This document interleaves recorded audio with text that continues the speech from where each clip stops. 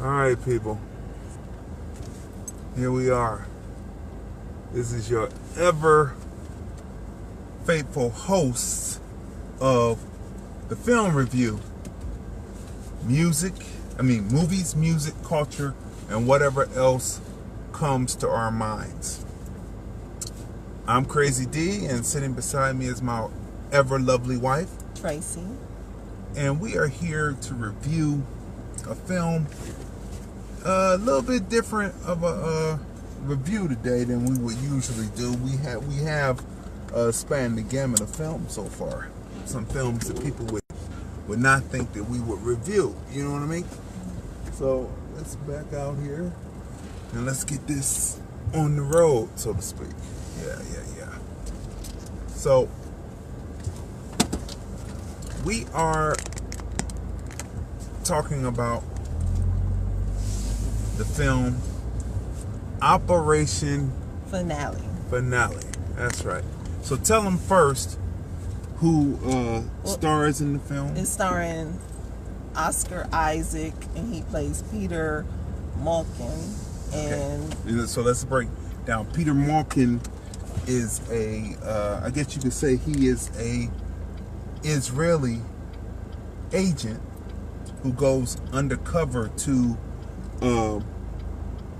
smoke out and to arrest, to bring to justice people who were in the Nazi organization as SS soldiers, right, and people who were instrumental and responsible for the genocide and the Holocaust of over 6 million Jews, as the story is told.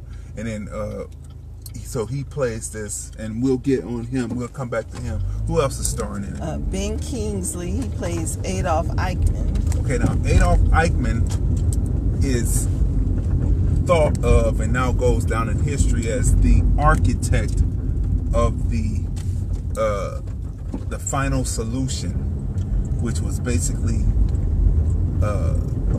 ovening, gassing, and mass extermination of Jews through shooting and leaving them in piles, in basically using them as landfill and covering them in large dugout ditches. Who else is in the film? The cast is huge. Yeah, the cast is There's huge. a lot of people, but they're the two starring in the film. And then the third. Okay, we keep coming in and out, people, so excuse that. Okay, so we've already talked about, let's talk about the grandson one more time. The grandson is played by Joel Alwyn, and his character is Klaus Eichmann. He's Adolf Eichmann's son. Right. Son in the picture. You come to find out that Argentina was basically giving what is the word, asylum, right, to former SS guards and former Nazi sympathizers and those who were involved, right, in the actual murder of 6 million Jews. They gave asylum, and what you find out in the film is not only were they sympathizers, but they also, many in Argentina were Nazis and believed the views, the white supremacist racist views of Adolf Hitler. Yeah. They believed it. So thus and so they were there, and they gave Adolf Eichmann asylum, and basically would bring reporters over and have these luncheons or dinners where Adolf Eichmann could rewrite history and try to make sure that his side of the story, or the Nazi side of the story, was told differently than what was told during the Nuremberg trials. because there were, by that time, a lot of SS guards and people who were and had been tried in Nuremberg, for crimes against humanity, as far as the extermination of 6 million Jews. So what you find in the film is that Argentina played a big part, and Argentina has people who are Nazi sympathizers, and many still today are, because as the influx of people who believe themselves to be Aryan populated there, and also Jewish people initially escaped there.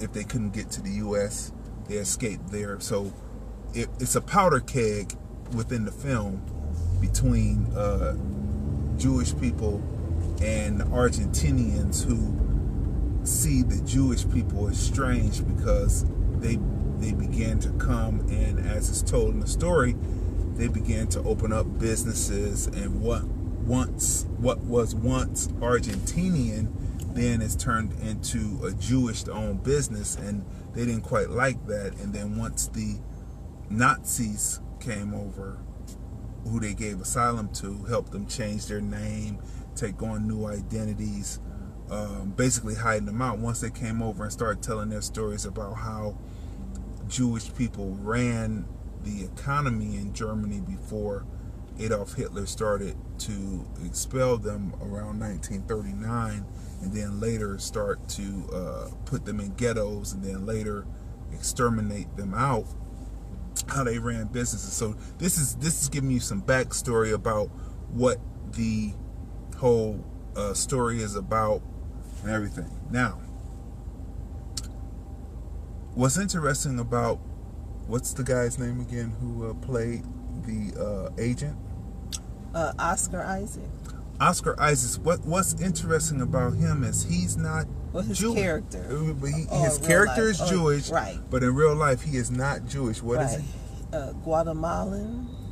Guatemalan. Yeah. So I mean, it's very interesting how how actors can be utilized who are not necessarily that nationality to play the role, depending on shade or color of skin. So we just leave that right there. That's neither here nor there in this discussion of this film. Like, we'll watch a film and you'll see the interview. For instance, can't think of his name. Well, the actor that played on How to Get Away with Murder, the black lead, he's no longer on the show. He died off earlier in the season. Yeah, he killed him. But during the interview, we heard a British accent, right? Right. And then, so yeah, you physically see the actor is one thing, but once you find out more about the actual person and not the character they played, you find that they're from other countries. Other countries. Yeah. Okay, so we kind of gave you background. This is what the film is about. It's about post Jewish Holocaust, and set in the 1960s, where trials have already happened, and it's 1961, and they're trying to basically kidnap this dude from out of Argentina to come back to be tried in Israel for war crimes against Jewish humanity. Okay, so that's the story. So before we went to go see the film, I told my wife, I said, okay, this is a film about the Jewish Holocaust, post-Jewish Holocaust, and there is no way that they will have anything in the film that has to do with white supremacy, racism, where it's targeted to black people. No way, because this is a story about the Jewish Holocaust. Now, we're getting ready to give some spoilers here. You know what I mean? Because, it has to be some spoilers here, because we're not 5 minutes into the film. We're not 5 minutes into the film before you get the anti-black reference in the film. Now remember, now this is a film about the Holocaust, post-Holocaust, and get back and revenge and bringing to justice those who committed the Holocaust. This is 5 minutes into the film. Now, guess what film they decided to show within the film to bring the anti-black reference up? Okay, let me set the scene. It cuts to a movie theater scene, and there's a young lady sitting in the movie theater, and she's watching the film. She's watching this film, and she's kind of relating herself to the character in this film. Now, and go ahead. Her name is Haley Lou Richardson, and she's playing the character Sylvia Herman. Okay, so she's relating herself to this person in this love story that's happening within the film, right? And she's like, you know, she likes the guy that's up on the screen. He's a blonde-haired, fair-skinned, blue-eyed guy, and she's relating to this love story that's happening up on the screen. Meanwhile, there are like maybe a few rows back to her left are like 3 or 4 guys sitting there watching the film, and amongst them is a blonde-haired, fair-skinned, blue-eyed person who is watching the film. Now, this is very slick the way this is done. I didn't think that any of the Jewish producers would be able to put any anti-black reference, because in any film that you watch, it doesn't matter what subject it is, I come to find out now, even in this subject, there will be an anti-black reference put into the film. You know, they will find a way. It could be a film about, of course, you know, Italians, The Godfather.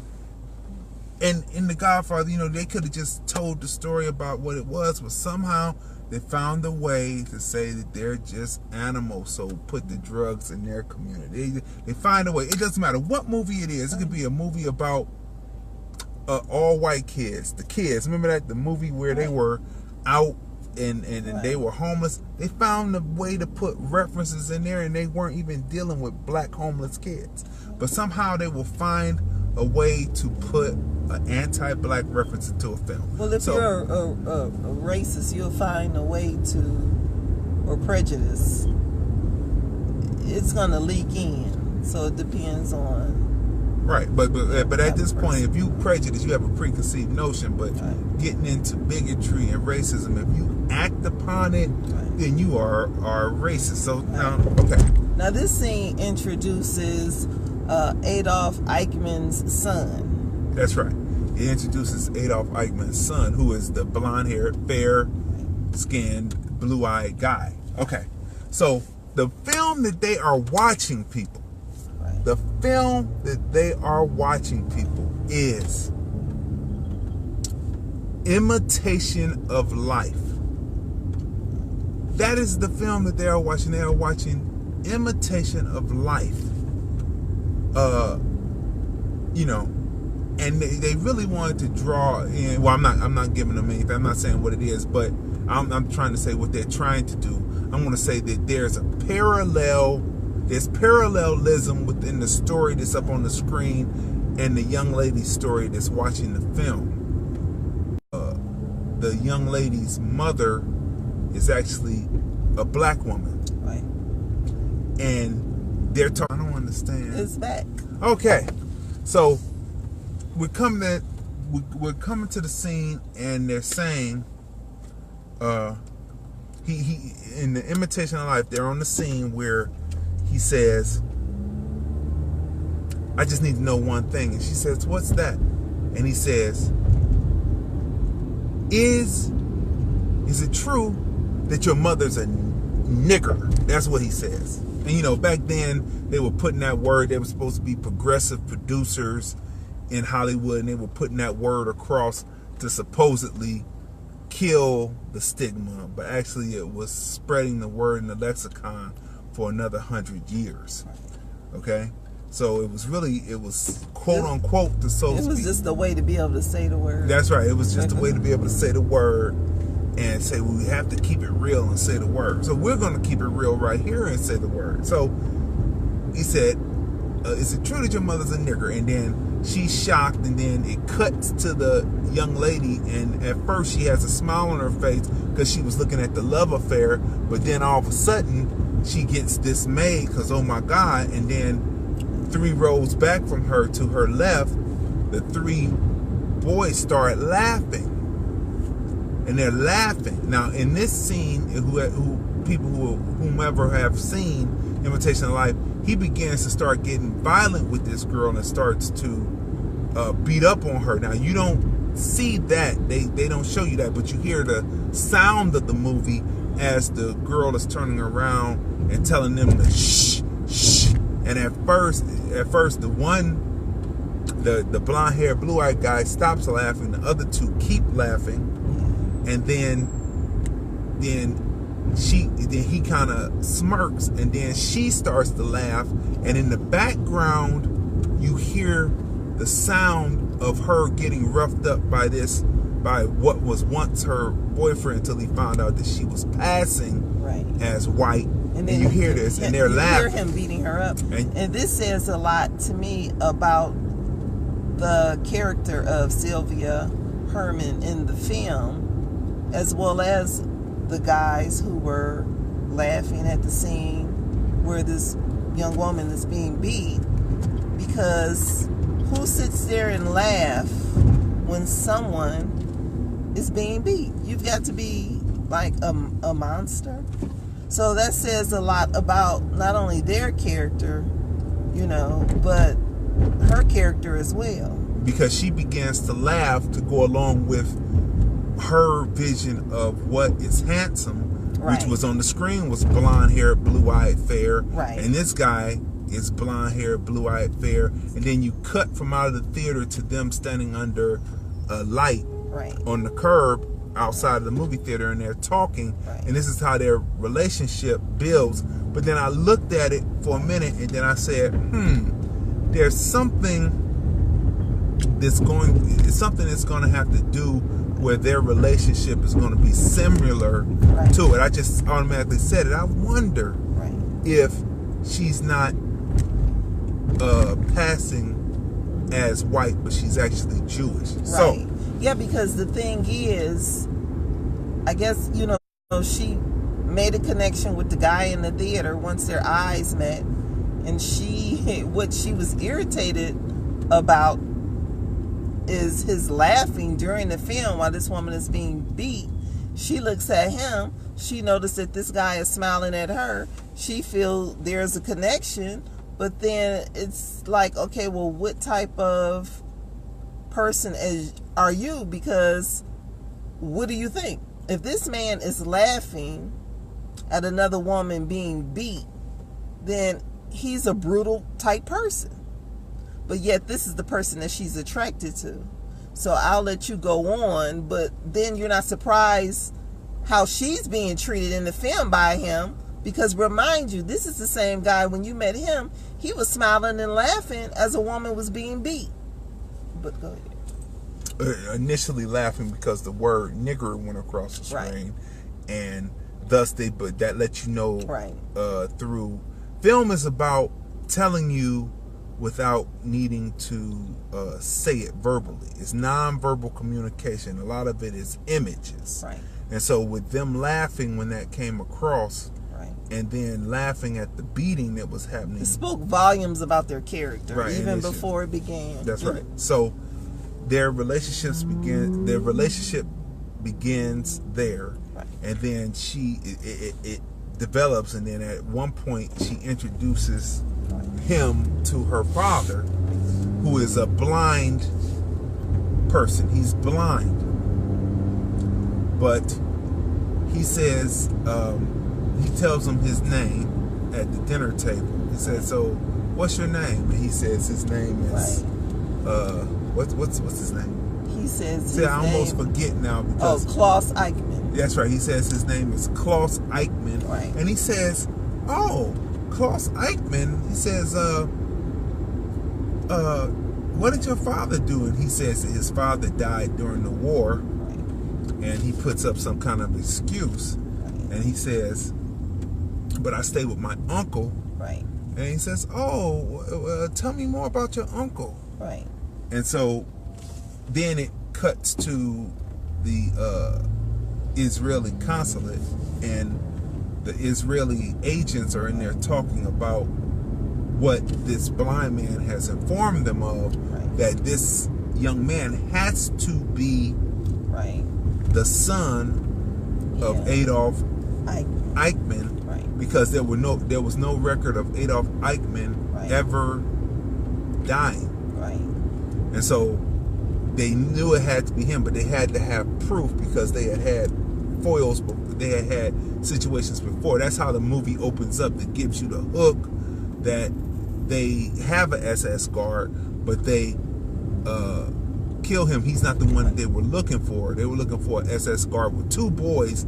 This SS guard had a boy and a girl, and after the one Israeli agent takes him out back and murders him, he says, "Well, what difference does it make?"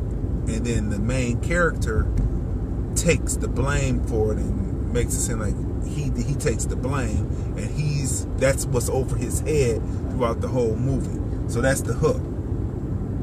All right, so they go through and they find this guy. But the main point of this, and what we're talking about first, is they found a way to put white supremacy, racism against a black body within the film, and there is no consequence to it.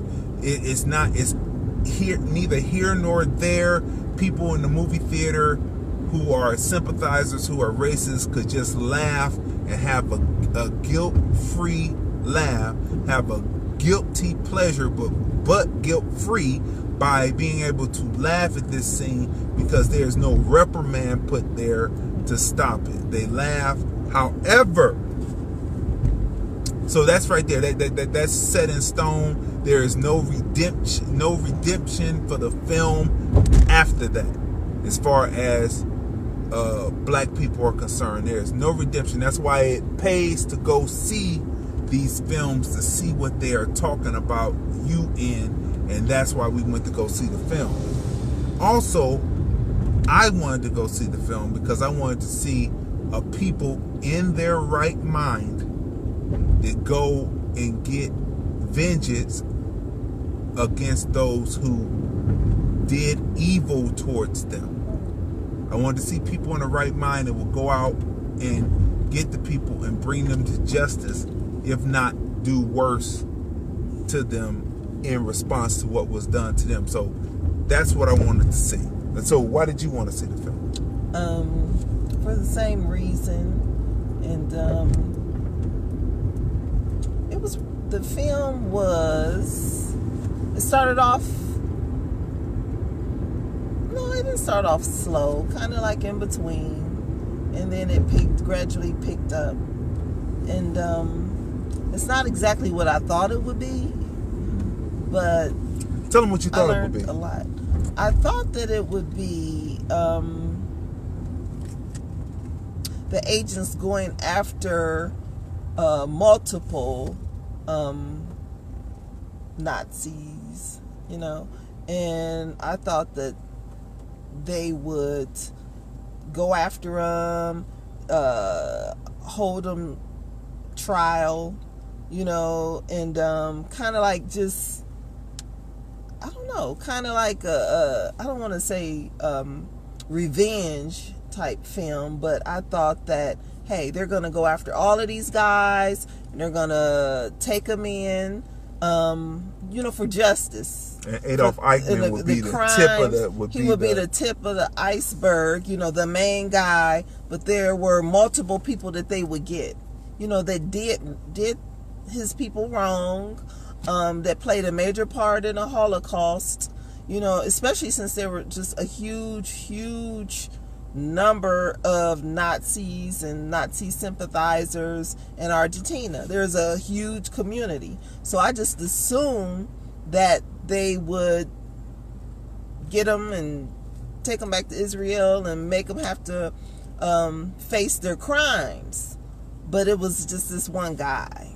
And I thought that it would be a lot of more gunplay in the film, as far as the agents, the Israeli agents, going out and eliminating some targets. That's what I thought.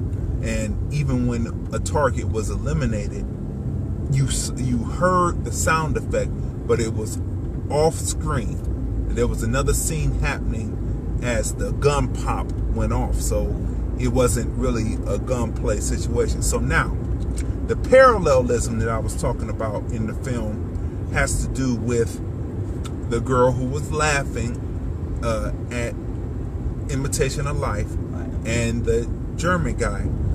Come to find out, after he's introduced to her father and the father gets the name, in the office, you don't see this is all film, but they describe it in the film in the office that, so what did she do when she found out that she was actually Jewish?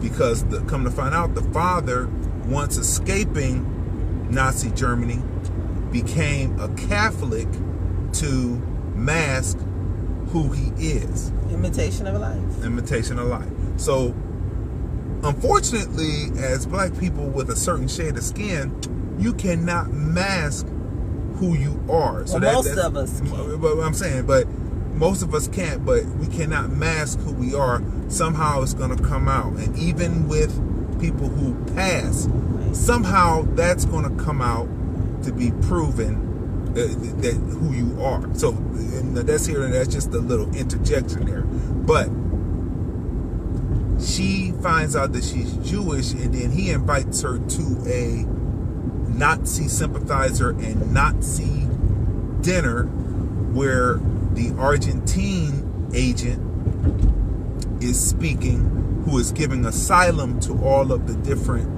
SS guards and Nazi sympathizers and those who, like Adolf Eichmann, who were actually involved in the extermination of 6 million Jews.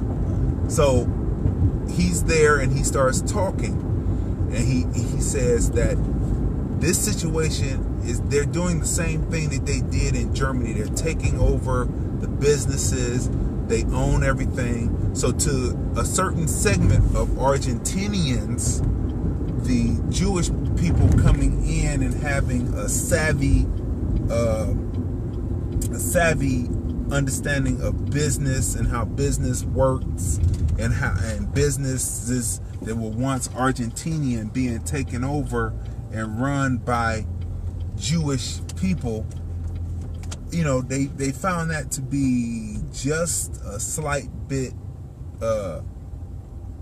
unsettling and disturbing to them. So they began to not only be sympathizers, but began to plan situations where they could pick up where Adolf Eichmann left off as far as trying to exterminate Jews. That's how the story goes. But that's just letting you know the odds that the 6-man and 1-woman team were up against, that they were not going to find any sympathy in Argentina as far as people being willing to, the Argentinians themselves being able to help you. But then there was a large contingent of Jewish people who were there, and they said, could we trust the Jewish people there? And they said yes, but you find out that money is the root of all evil. And so I'm not going to give a spoiler on that. That's not important. The spoilers that I'm giving has to do with her. So once she finds out that she's Jewish, she goes to this thing and they start doing this. So she runs out. So then they have a disagreement, and the scene sets up somewhat like Imitation of Life. Right. They do the same thing where you're looking through, there's a picture window, and you can see whereas the girl was looking through the picture window Right. in Imitation of Life, and the Right. man was standing to his back to the picture window. Right. In this one, the girl's back is to the picture window, and the man's is in the picture window, and you see the discussion going on Right. through the mirror image and looking on to her directly, because she goes to a bus stop, and he says, people are telling me that you're, and then she says automatically, yes, I am. Yeah. And then she gets on the bus, and then that's it, and then that's where the story picks up, because they have the information now, they know it, and they run. Right. And so they run, and they ultimately get him, and then it's a situation of trying to get out the country before they're caught by the Argentinian sympathizers, Nazi sympathizers, and Nazis. Right. Okay. Who are sprinkled in throughout, like, the government, and these are Argentinians. That's right. Now, who are protecting and working with the Nazis and Nazi sympathizers. So that's which right. Kind of blew me away, but okay. So that's the setup of the film. And like I said before, I thought there was no way they would be able to put white supremacy, racism towards black people in this film. I thought it was no way, but they found a way through parallelism to tell the story. And whereas the black girl was ashamed when the Jewish girl found out she wasn't Catholic but Jewish, she was not ashamed, and she went actively in to help in what would be called during the Nazis' time, starting in 1939, the resistance. But now she was in the fight to make sure that the Nazis wouldn't succeed. Right. And so that right there is something. Now, as far as the imaging and the photo, the cinematography of the film, beautifully shot. The use of colors to tell the story within certain scenes, beautifully shot. The opening credit sequence where they showed you through images and mapping images and through the hand of Adolf Eichmann how Germany took over this large area of Europe and in the places where they were exterminating Jews. Beautifully shot, telling the story, opening it up for you so you would know how large of a region in Europe was actually affected by and afflicted by Adolf Hitler, the Nazis, and the SS and the Nazi regime and their mentality towards Jewish people. Beautifully shot. Yeah, and just the scenes, we're not going to give it away. Some of the scenes are just like when they show scenes from the Holocaust are just horrific, and it's just, people are just monsters today. And when you look at the alt-right and white supremacists, and our president said, oh, there's good people on both sides, meaning those who were protesting and against the alt-right and white supremacists, right?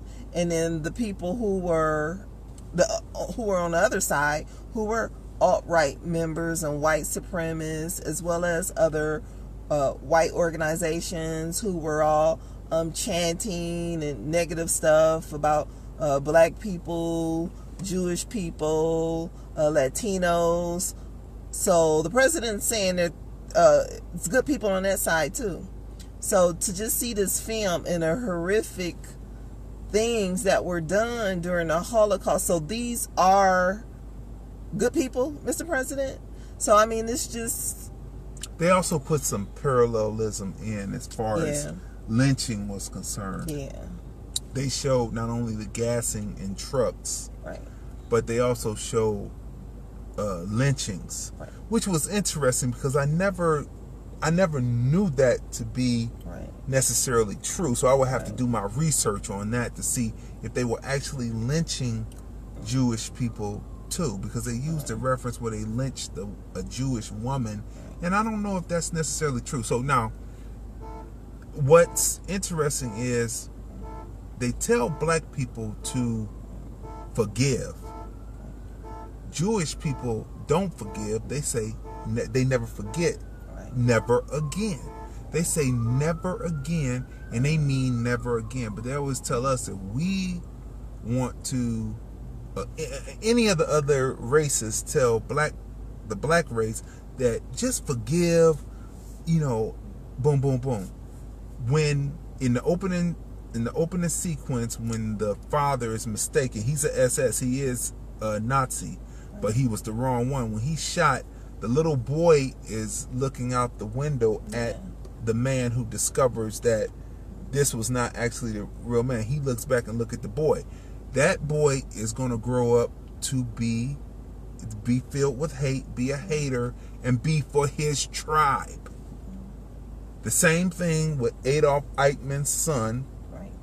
When he walks out at the end of the film, and next to the Argentinian flag, he puts up the Nazi flag. Right. He will grow up to be filled. Well, he was already grown, a grown man of 1920 maybe, who will go on to fight for what he believes in, which is white nationalism, Nazism, because they took his father and they killed his father. And no matter what his father did, that is something that is on his mind, and so this passes on.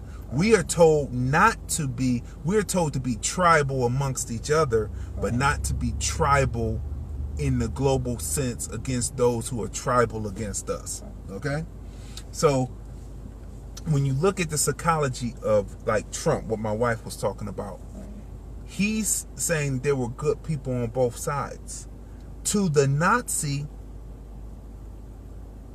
or anyone who deals with, who are anti-Jewish and anti-black, to any of those people, any strides that are made by the people is considered racism by the hands of Jewish people who get businesses, black people who get businesses.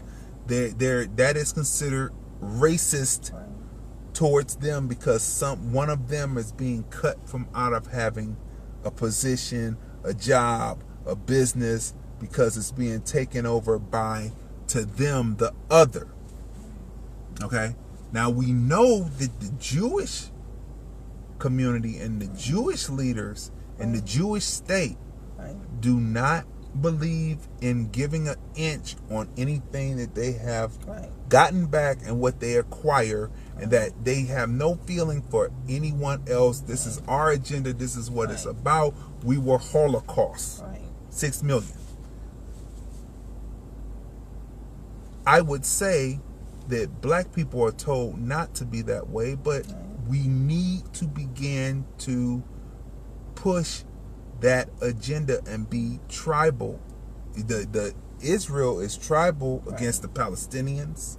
They're tribal against white supremacists, but then they practice their own brand of white supremacy against the Ethiopian Jews, who they are expelling now, and the Ethiopian Jews are the original Jews. Okay, so we'll leave that right there.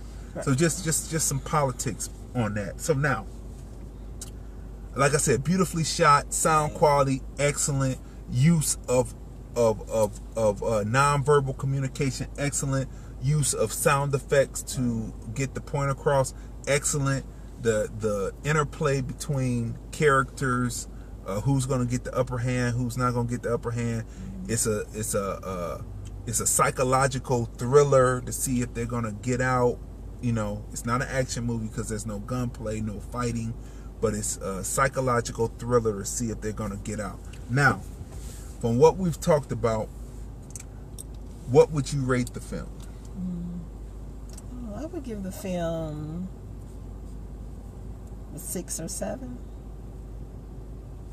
All right. Maybe a 7. It It was a good film.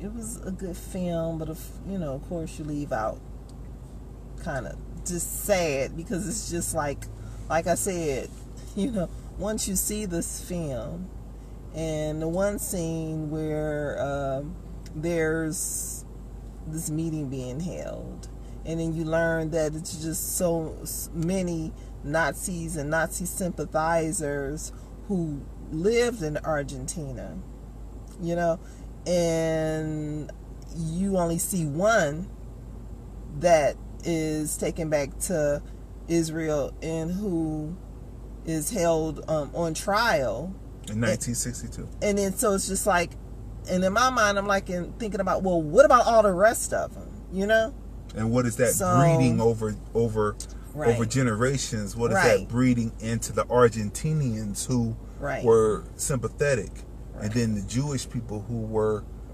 sympathetic to the Argentinians, right. and how that all breeds and how that's coming out, and you have to go look at the different Jewish leaders and where do they come from to go back to Israel, right. and what do they actually believe about black people, even though they were genocide was argued amongst them. Now for me, like I said all that, but I have to give, just for that first 5 minutes into the film, I have to give the film a 4. I really do. I mean, everything, notwithstanding the storytelling, excellent, but I have to give it a 4 because they rely on racist tropes without a resolution to the racist tropes, which leaves the audience to keep believing what they believe, and be able to get a chuckle out of this black woman who is passing. I don't care if she was passing, if she was black. I don't give a F right. about if she was passing or not. This was a black woman, right. and she was getting beat up, and they were laughing at it, right. and that is a psychosis right. and a mental illness right. that you would laugh at someone else. So automatically it gets a 4. But I suggest that we as black people go out and see this film and understand what we are dealing with. When you see the interweaving of what's happening, and you are able to break and extrapolate out and break the story down and pull out different elements, and you find out that what's really happening, and you say, wow, these people. So this not only happened in Argentina, these people spread out around the globe to hide from being captured, and some were successful in hiding, but they were able to spread their doctrine, their evil doctrine around. As well as some that are here in America. That's right. So. Who were not doing it. Right. And so when you see that and you realize that it's a Jewish producers and writers, and they put this element in at the beginning of the film, they really don't care. All they care about is what happened to the Jewish people in Germany, and making sure that the Jewish people in Israel live on, but they really don't care. So it's a 4, but go see this film. It's an eye opener. It's an eye opener, and look for that trope in there, and look for the parallelism, and look for what we told you about, and you will be really enlightened after you look for that, and then you start the rest of the story unfolds. So this is where we're going to end this. Yes.